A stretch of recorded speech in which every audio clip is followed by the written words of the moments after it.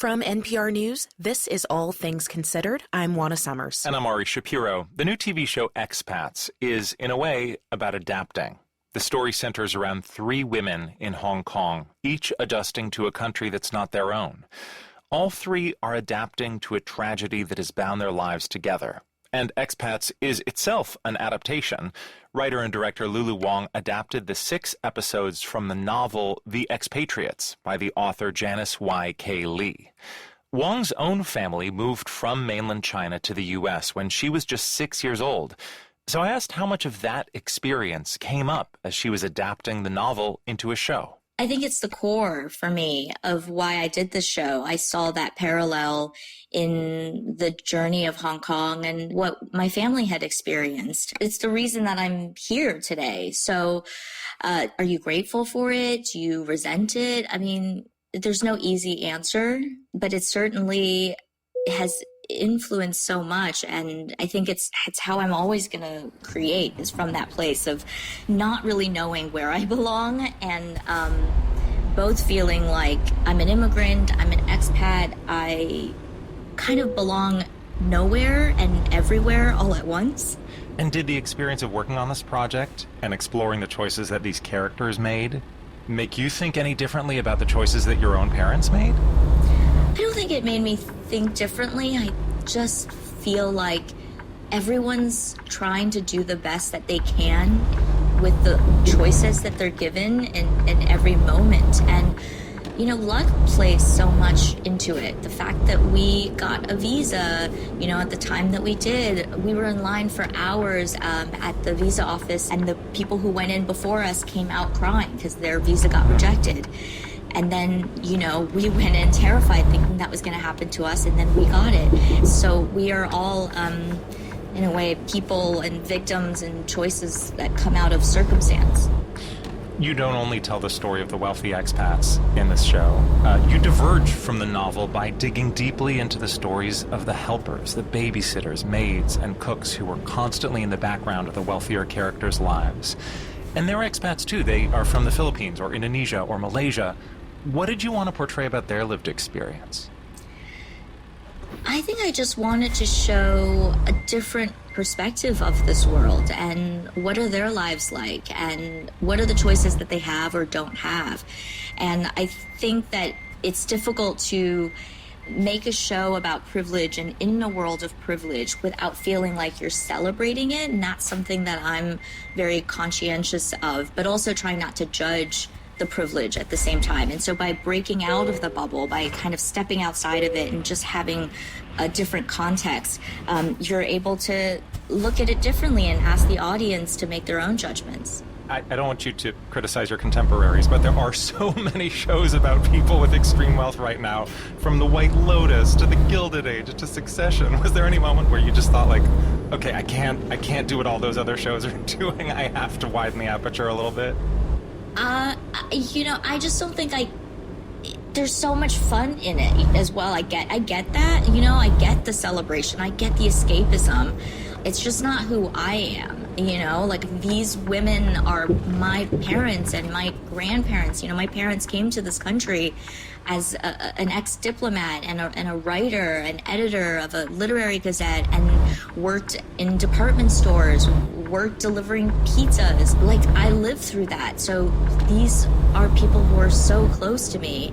They're not in the periphery for me, you know? And so when I think every frame is political, who you choose to center. And so, you know, if I put someone in the background that is my mother, that is my grandmother, I'm like, what am I doing? I'm betraying myself. There are moments when an employer says to a helper, "You're part of our family," or "I'm your friend." Like this scene where Nicole Kidman's character Margaret is talking to her family's helper Essie, played by Ruby Ruiz. Clark and I and the kids, we could never have gotten through these years here in Hong Kong without you. It's okay, ma'am. No, it's important that you know this because the kids, they love you. Of course they love you. But I love you too. You're a family. And it's so clear in each of these moments that as much as the employer might believe what they are saying, it is simply not true.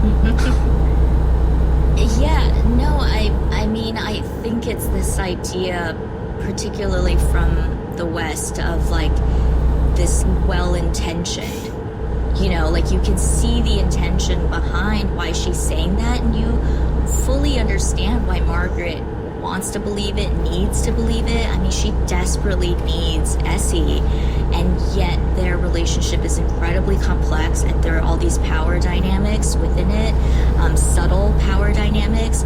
And I love seeing the different reactions, because early on when we were screening it for different audiences, there were a lot of Westerners watching it who would say, oh, you know, and then I feel the same way about My Nanny, that sort of thing. Yeah, or just like, oh, we're all the same women, you know, it's just a show about women and mothers, and we're all related, we're all connected. And using feminism to undermine issues of race and class is so dangerous, and I wanted to represent that. And I loved, you know, it is a very heavy scene, it's a very emotional scene, and when we screen it for Asian audiences, they laugh in that moment, and wow. There's something really interesting about that. Absolutely. I wonder, because you portray these wealthy women who are incredibly tortured, and also women who face immense economic pressure and feel trapped in a different way. And I, watching the series, kind of went back and forth from thinking, oh, these poor rich people cry me a river, to, oh, you know, like, more money, more problems. Wealth doesn't make things any better. Where do you land on the question? I mean, look, having had my life just being on the journey that I've been on, and having come from where I come from, and, you know, now having some success, it's a lie to say that money isn't a huge privilege, and it doesn't bring stability, security, and many things that you need for a fundamental kind of happiness and just a sense of freedom. But to a certain degree, you know, because it's not more money, more problems, it's more just that, like, you know, your priorities can change, and you have to consciously choose what you value, and choose who you spend your time around, and what brings you joy, and what is important in life. And I think when you have nothing, you're fighting, and you're constantly like seeking. And then when you have a lot of things, the challenge is, what do you say no to? Too much choice is not always a good thing if you don't have the foundation to know what to choose, or to know yourself and know what actually makes you feel whole. Lulu Wang is the creator of the new show Expats, now on Prime Video. Thank you so much. It's been great talking with you.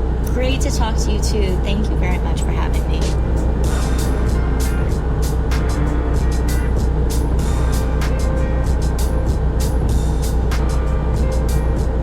You're listening to All Things Considered. As a Public Radio Tulsa and NPR listener, you're part of a community that values truth, insight, and curiosity, and that's reflected in the remarkable reporting and smart entertainment you hear every day. It's all made possible by another community, the community of Public Radio Tulsa contributors, and we can't have one without the other. Become a contributing member today with your gift at publicradiotulsa.org.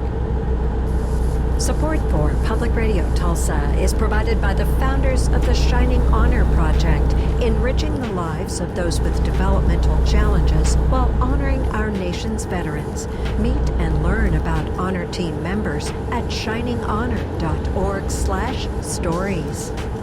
Public Radio 89.5, KWGS HD1 Tulsa. National Public Radio in HD from the University of Tulsa.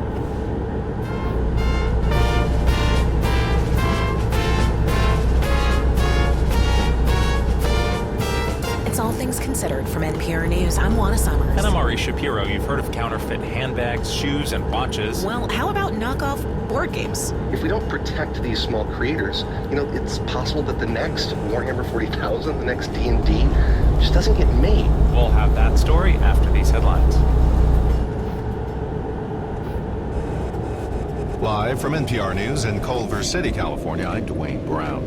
A federal jury in New York City has ordered former President Trump to pay an additional $83.3 million to writer E. Jean Carroll for ruining her credibility as an advice columnist when Trump called her a liar after she accused him of sexual assault. NPR's Andrea Bernstein says tensions dominated the defamation trial. Carroll's lawyers had shown how, after Donald Trump defamed her, she lost her advice column and she had a big loss in income. Carroll's lawyers showed how Trump kept lying and lying about her. He made a video that was played at the trial, which was after the last verdict, where he was still defaming Carroll, and they showed how he had used it to raise money for his presidential campaign. He had boasted about how much money he had. The jury was aware of that and was used against him. Another jury last May found Trump liable for sexual abuse and ordered him to pay Carroll $5 million. The former president has sought to turn his various trials into an advantage to raise campaign funds as he seeks re-election. The United Nations says it's fired several employees in Gaza following Israeli allegations that they were involved in the October 7th attack by Hamas. Here's NPR's Jeff Brumfield. In a statement, the UN Relief and Works Agency for Palestine Refugees said it had fired several employees for, quote, alleged involvement in the October 7th attack, which killed around 1,200 people in Israel. The UN agency also said it was launching an investigation and might pursue criminal prosecution of its former employees. Both the UN and the Israeli government declined to provide further details about the allegations, but the U.S. State Department says a dozen UN employees were allegedly involved. The U.S. also says it will pause additional funding to the UN Agency for Palestine Refugees pending review. Jeff Brumfield, NPR News, Tel Aviv. This is NPR.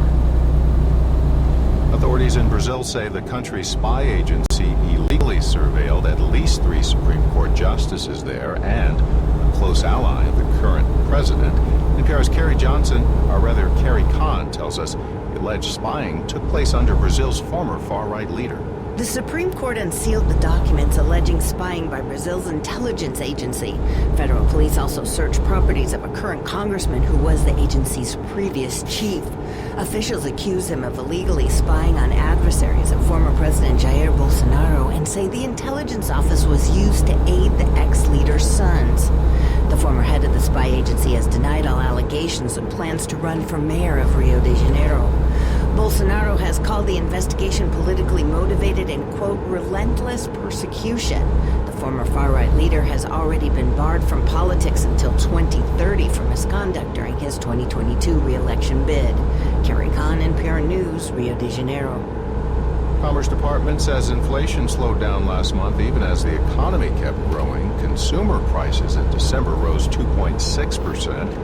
compared to 3.2% the month before, much closer to the Fed's inflation target. Inflation continues to cool, even though consumers are spending freely. The latest report suggests the economy is achieving that elusive soft landing without going into a recession. This is NPR. And this is KWGS News at 5:34. As a special state session looms, an Oklahoma think tank warns legislators not to cut taxes. Shiloh Kantz, executive director of the Oklahoma Policy Institute, says the state income tax has already been cut 9 times and Sooners really can't afford it. The state released a budget stress test report last week showing Oklahoma is financially unprepared for anything more than a mild downturn. There are warning signs on the horizon as well. For example, revenue from oil and gas, the state's largest industry, was down 35% during the past year. Kantz urged lawmakers to pass on Governor Stitt's most recent call to slash taxes. Legislators are scheduled for a special session on Monday dealing with the proposed cuts. The Speaker of the House says his chamber will vote on Stitt's wishes, while the head of the Senate says he intends to gavel his chamber in and out immediately. You've been listening to KWGS News. Support for NPR comes from this station and from Amgen, a biotechnology company working to fight the world's toughest diseases. In a new era of human health, Amgen is dedicated to accelerating the pace of change to push beyond what's known today. From Procter & Gamble, maker of Align Probiotic, a daily supplement designed by gastroenterologists to help relieve occasional bloating, gas, and abdominal discomfort. More at alignprobiotics.com. and from the listeners who support this NPR station. This is All Things Considered from NPR News. I'm Ari Shapiro. And I'm Juana Summers. The Biden administration has decided to pause approving new natural gas export facilities to review the climate impacts they could have.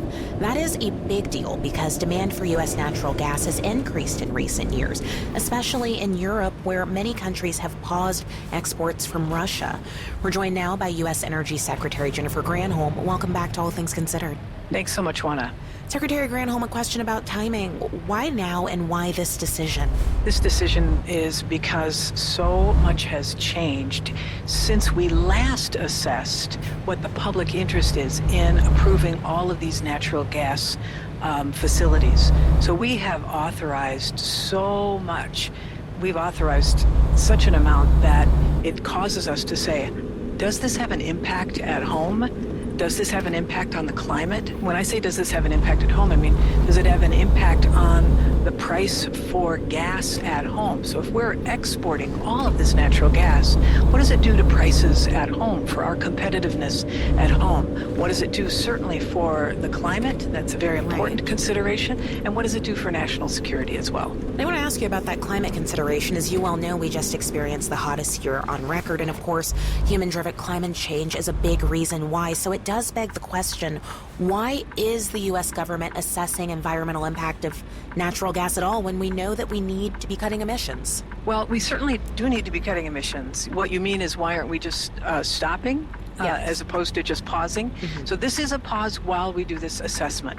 There are arguments that natural gas, and this is true, has fewer greenhouse gas emissions than coal. And as we export natural gas to countries that may be using coal, that may have a positive impact on greenhouse gas emissions.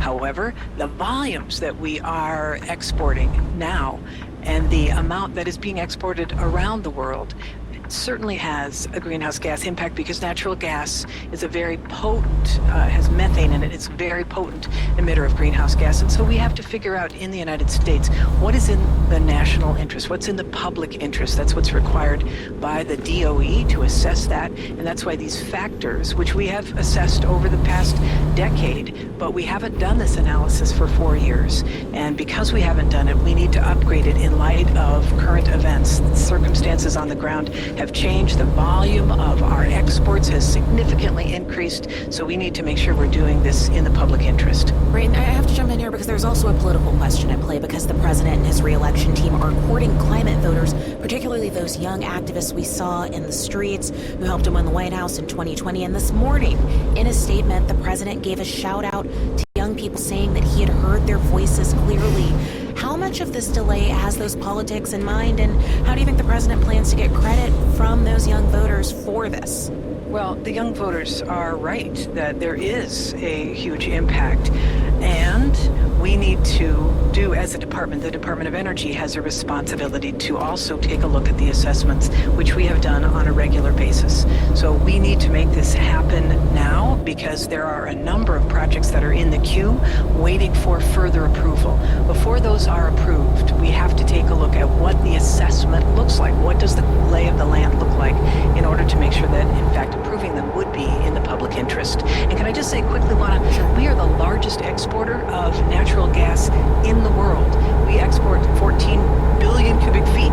We have another 12 billion cubic feet of natural gas per day that is in construction. So we're already almost doubling the amount. And then we've authorized another 22 billion cubic feet. So we've authorized so much that we have to take a look. What are the circumstances that have changed? What is the impact on national security, on our prices at home? What is the impact on the climate? And that begs the question, we've got about 30 seconds left here. Given that you point out that the U.S. is the leading exporter of natural gas, given that other countries like Qatar and Russia are also major exporters, do you have concerns about economic or national security implications? I do, and that's why we're doing this. I mean, when you say economic implications, what does it mean if we're exporting half of the natural gas that we produce at home? What does it mean for the prices for people at home? home, for businesses at home. That's an important factor that we are considering. National security, nothing will change. We are still exporting. All of the facilities that have been approved will still be exporting. We are not cutting back on what has already been approved. We'll have to leave it there. U.S. Secretary of Energy Jennifer Granholm, thank you for your time, Secretary. You bet. Thanks, Wona. Survivors of an attack on a United Nations center in Gaza are fleeing south, and some are speaking about their ordeal as they reach the city of Rafah on the border with Egypt. The UN said on Thursday that 13 people were killed and 56 injured in strikes in Khan Yunis on a building that was sheltering 800 people. The Israeli military said it was not Israeli fire, and as NPR's Hadil Al-Shalhi reports, many feel like nowhere is safe. Nahed Tantish was playing with his 4-month-old grandchild after prayers one morning when he was shocked with a shooting pain. It was as if my head was burst with a pipe and I was bleeding from the nose, he said. Tantish said he was hit under the eye with a piece of shrapnel during an attack on a United Nations center in Khan Yunis earlier this week. The Israeli army said on Tuesday that it had encircled the city and was battling Hamas fighters. Tantish's son Abdullah said he desperately carried his father all around the center looking for help. He ended up at the administration office. There was a woman in charge of security there with UN body armor, he said, and we begged, please help us. But they told us, we are just like you. We are trapped like you and can't go anywhere. Abdullah Tantish said he finally was able to take his father to a hospital in Rafah via a safe corridor. He said they were asleep early in the morning and were jolted awake by sudden booms. It was 6 or 8 hours of shooting and explosions. It was unbelievable, Abdullah Tantish said. He said they were under fire for 4 days, praying the entire time, lying on the ground. Under a blanket at the Abu Yusuf Najjar Hospital in Rafah, Abdul Karim Yusuf said he suffered shrapnel wounds in his stomach, chest, foot, and kidney. I was injured, and so were my sister's children. About 6 of us, he said. Some in their head, some in their stomach. Some died while waiting for an ambulance. He said they were able to leave the center after 4 hours of arrangements with Israeli troops, and then had to wait another 2 hours for an ambulance to show up. 6 hours and I'm bleeding, said Yusuf. He said they begged for a safe corridor for 3 days, but tanks were encircling the area. They told us this place was safe, and at the end of the day they shot us in the place they said was the United Nations, he said. Abdullah Tantish said he had also attended the mass funeral of about 10 people at a warehouse in the center. They wrapped them in bags or blankets, he said. We prayed, then they dug up a hole and put all of them in there. Abdullah Tantish said he needed the world to know that nowhere they went was safe. We need the world to protect us, he said. We are truly lost. By God, we are lost. With Anas Baba in Rafah, Gaza, I'm Hadil Al-Shalchi, NPR News, Tel Aviv.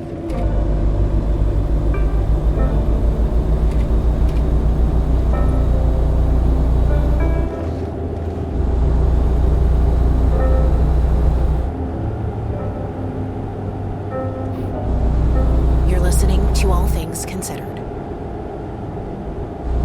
In California, undocumented college students were dealt a blow yesterday.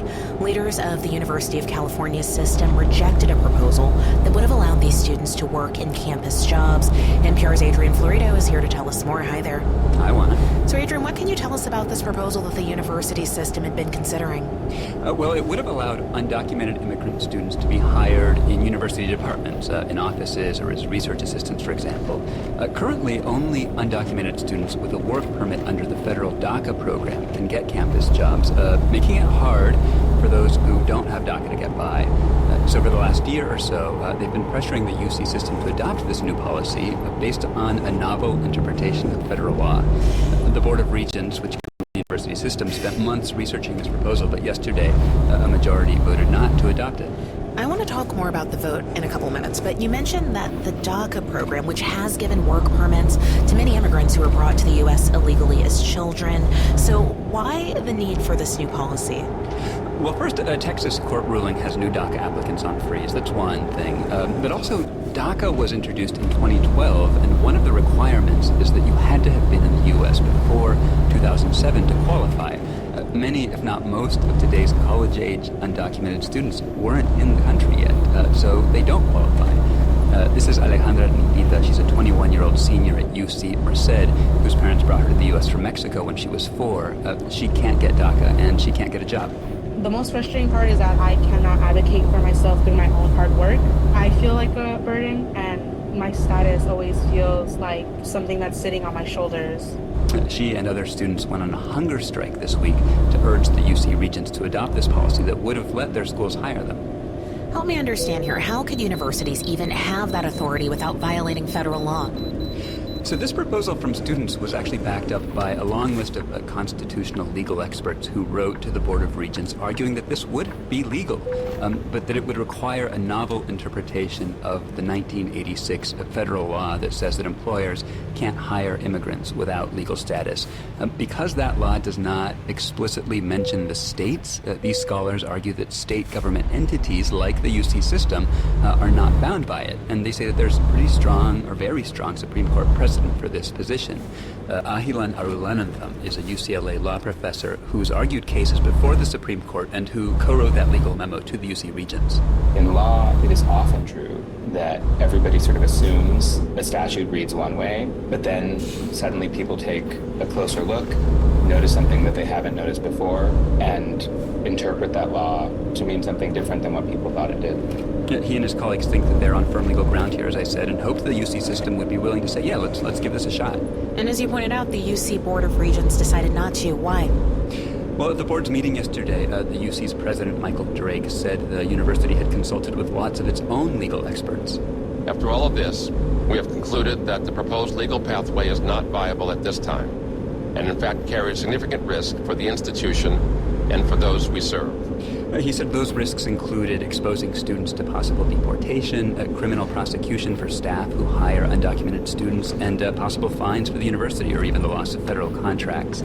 He did say the university might reconsider in the future, maybe in about a year, but this was obviously deeply disappointing for student advocates who said they're going to regroup and figure out what to do next.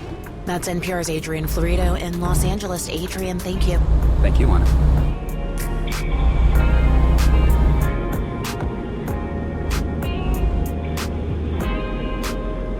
You're listening to All Things Considered from NPR News. And you're listening to KWGS News on Public Radio Tulsa. It's 5:48. I'm Ben Abrams. City officials have decided the development of 56 acres in historic North Tulsa will be overseen by people with a vested interest in the area. The Tulsa Development Authority moved yesterday to create an advisory committee for the Kirkpatrick Heights Greenwood Master Plan. The master plan was published at the end of 2022 after more than 40 community meetings. Jonathan Butler with Partner Tulsa hopes the committee will serve as an antidote for mistrust of government. We look at this process as being a bridge, trying to ensure that we continue to build trust and trying to ensure that we continue to center communities' desires in what the outcomes will be. Members will be selected by a working committee of people within the community. Butler said it's recommended based off other organizations that they have 7 to 9 members on the committee with at least 3 living in the area, but that doesn't mean the others won't have applicable skills. Maybe you have real estate skills, maybe you have business skills, maybe you have specific transactional knowledge of the types of work that will be happening. Maybe you have a law background, any number of those things that people within the rubric have decided we need somebody of those skills. The master plan maps out the development of sites near Vernon AME Church, Emerson Elementary, and Langston University. The sites are within the original Black Wall Street neighborhood, which a white mob destroyed in 1921. You're listening to KWGS News. Support for Public Radio Tulsa is provided by the George Kaiser Family Foundation, partnering with Still She Rises Tulsa, the nation's first holistic defense office dedicated to the representation of mothers in both the criminal and civil legal systems. Information at stillsherisestulsa.com.